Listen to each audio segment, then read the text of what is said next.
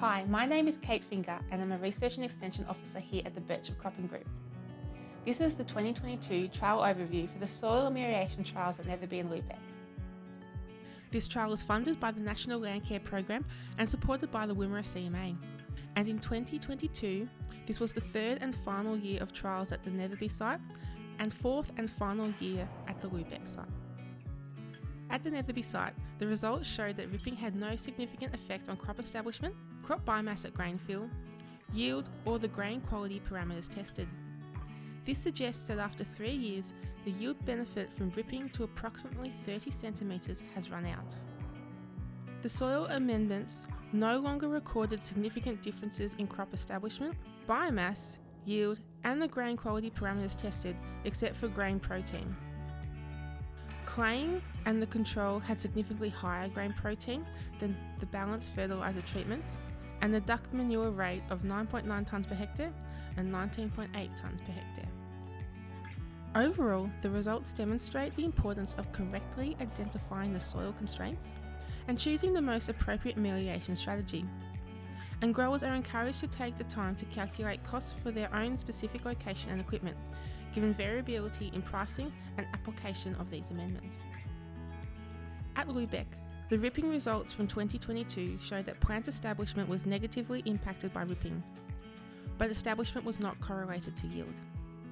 These ongoing negative impacts on crop establishment suggest that there may be issues with sowing depth. Ripping resulted in no biomass or yield differences, which suggests subsoil compaction is not a major constraint for this soil type, and no effect on yield has been recorded since the trial was established in 2019. Ripping also caused no differences in grain protein or screenings, but a difference in test weight was observed, with ripping resulting in test weight significantly higher than the non-rip treatments.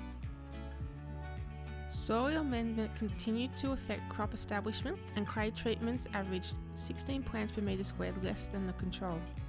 This indicates that poor incorporation of the clay at the time of application is still impacting on crop establishment. Even 4 years after application, the clay treatments have a more raised soil bed than the other treatments. Soil conditions at the time of crop emergence were ideal, ruling out hardened clay as a possible cause. Therefore, growers should be mindful of achieving good incorporation with the soil when clay spreading. In contrast, the chicken manure treatment had no impact on crop establishment. Grain yield continued to be affected by soil amendment, with the chicken manure yielding significantly more than the control and the straight clay treatments. This shows an impressive response from the chicken manure that was applied in 2019, and suggests nutrient supply was the biggest limiter of crop production on this soil type.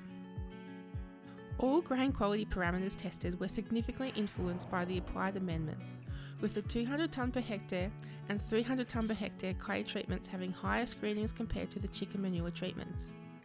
The clay treatments also had lower grain protein and lower test weight than the 20 tonnes per hectare chicken manure treatment. Overall, the trial demonstrated that nutrition was the biggest soil constraint for crop production on a sandy gravel at Lubeck, and that claying was not the solution.